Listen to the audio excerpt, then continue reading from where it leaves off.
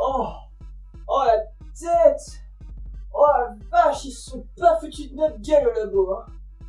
Oh, ouais, faut dire, un nouveau prix Nobel, ça se fête, hein. Y'a plus qu'à espérer qu'il soit pas atteint de la malédiction du prix Nobel.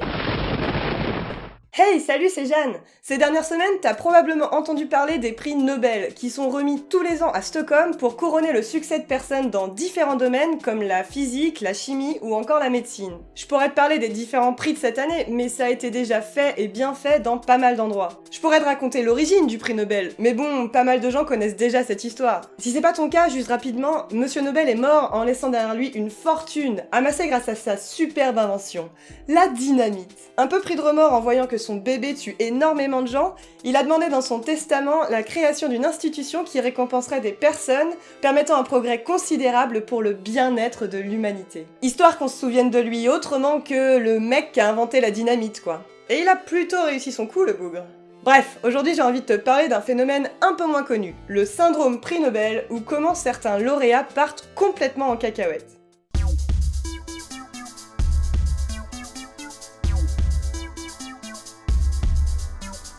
Ce qu'on appelle le syndrome du prix Nobel, c'est quand certains lauréats du prix, heureusement une minorité, donc généralement des éminents scientifiques qui ont fait des progrès énormes dans leur domaine, eh bien ils pètent un peu un plomb plus tard dans leur vie. Et bien que leur découverte elle-même ne soit pas remise en question, ils commencent à tenir des propos douteux ou à s'intéresser à des thèses pseudo-scientifiques ou réfutées par le consensus des chercheurs. Ah, et tant qu'à faire, dans des domaines qui sont parfois très éloignés de leur domaine d'expertise. Oui, parce qu'en fait, en vrai, un scientifique, c'est un expert d'un seul truc, c'est pas un espèce de génie de tout sur tout comme dans les films hollywoodiens.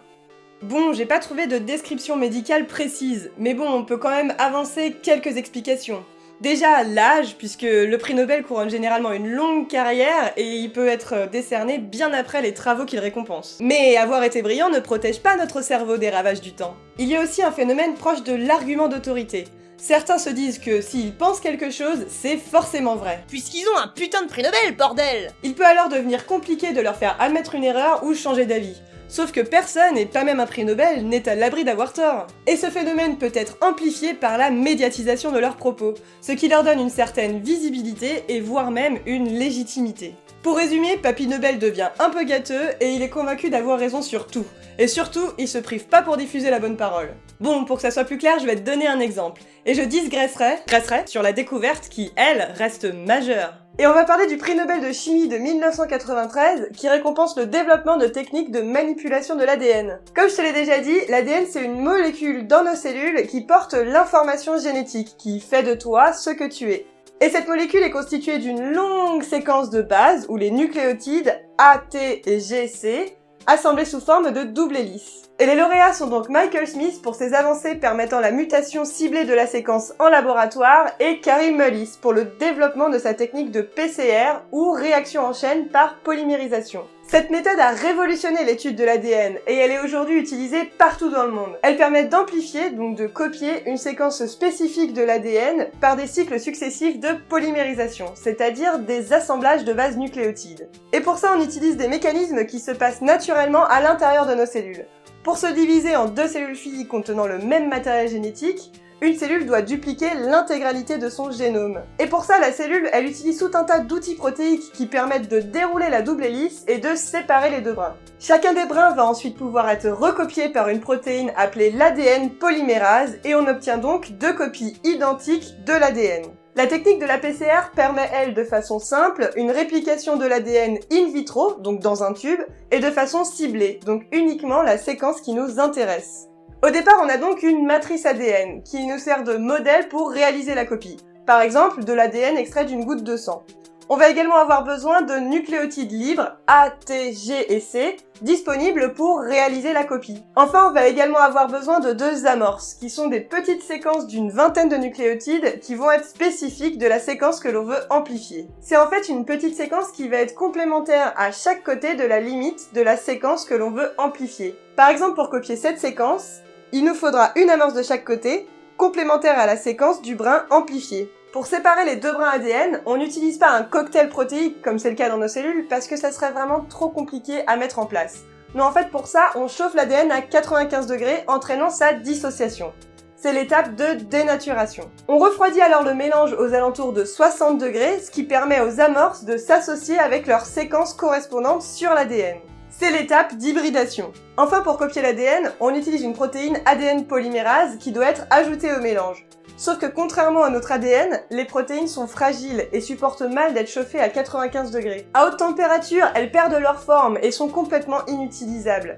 Mais l'idée qui a permis le développement de la PCR, c'est d'aller chercher non pas une ADN polymérase humaine ou animale, mais la protéine qui fait le même boulot dans des bactéries qui vivent dans des milieux extrêmes, comme le Thermophilus aquaticus qui vit dans des sources chaudes. On parle alors de Taq polymérase qui supporte très bien d'être chauffée et dont la température optimale de fonctionnement est de 72 degrés. C'est donc à cette température qu'on va réaliser la dernière étape du cycle. La Taq polymérase va se lier aux amorces sur l'ADN et utiliser les nucléotides libres disponibles pour copier la matrice. C'est l'étape de polymérisation. Du coup, au bout d'un cycle, on a doublé la quantité de notre séquence d'intérêt. C'est bien, mais c'est pas suffisant. Du coup, lors du second cycle, chaque brin ancien et nouveau va pouvoir servir de nouvelle matrice pour réaliser une nouvelle copie. Et ainsi, on va augmenter la quantité de la séquence d'intérêt de façon exponentielle en réalisant plusieurs dizaines de cycles. Ainsi, à partir d'une très petite quantité d'ADN de départ, on va copier énormément notre séquence d'intérêt. Donc tu l'as compris, la PCR est une technique majeure qui est utilisée partout dans le monde, dans la recherche, mais également dans d'autres domaines comme la médecine pour contrôler l'ADN de patients,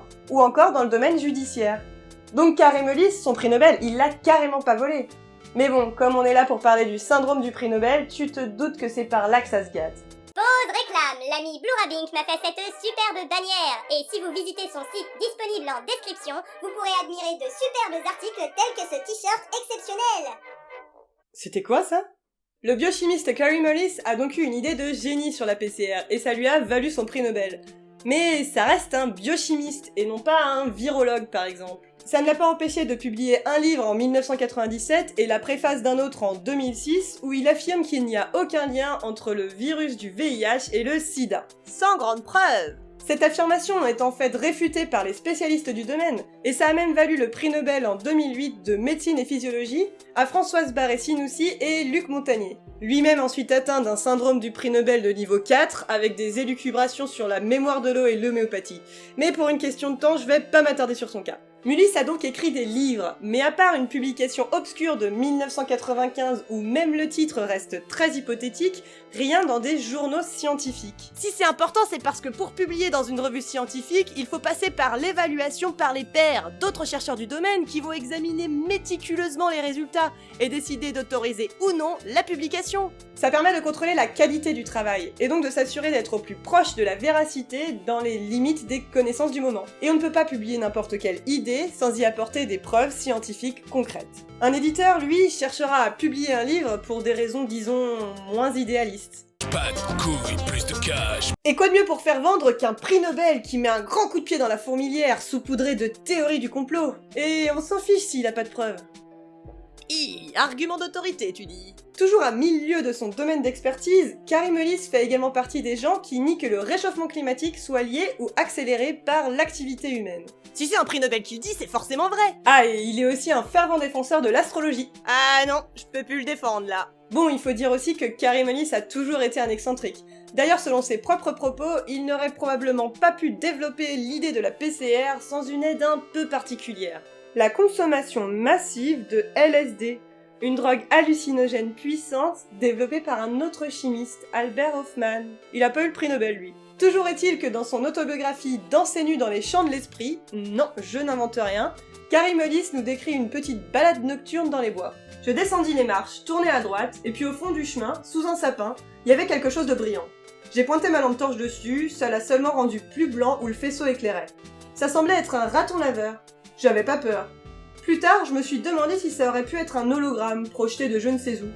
Le raton laveur a parlé. « Bonsoir, docteur, dit-il. » J'ai dit quelque chose en retour, je ne me souviens plus trop quoi, probablement bonjour. Donc, le mec, il est en pleine nuit tout seul dans la forêt. Il voit un raton laveur fluorescent qui lui parle, il pense que c'est une projection par des extraterrestres, et il garde un self-control hallucinant. Vous avez compris les enfants, pour devenir prix Nobel, il faut consommer un maximum de drogue. Mais non, c'est pas ça la conclusion. Pour une question de temps, je t'ai cité qu'un seul exemple du syndrome du prix Nobel, mais malheureusement il y en a pas mal d'autres. John Watson, co-découvreur de la structure de l'ADN, qui balance comme ça au KLM que bon, ce qui est un peu chiant avec les gros, c'est que quand on a un entretien d'embauche, tu sais directement que tu vas pas les prendre, mais t'es quand même obligé de faire l'entretien. Luc Montagnier et ses travaux sur le VIH, qui depuis s'est un peu perdu et est convaincu de l'efficacité de l'homéopathie, qui est complètement réfutée par le consensus scientifique. S'il y a une chose à retenir, c'est qu'être brillant dans un domaine d'études ne protège pas contre les croyances infondées. Il est donc important de se rendre compte dans quel domaine on est ou pas un expert, et de se renseigner sur les consensus scientifiques. Et surtout, toujours garder un esprit critique raisonnable, et développer pour cela des bonnes méthodes d'autodéfense intellectuelle. À ce sujet, je ne peux que te conseiller d'aller voir les excellentes chaînes de Latron Chambier ou Hygiène Mentale par exemple. Interroge-toi sur tout, mais pas comme un con. La bise, à la prochaine. Ah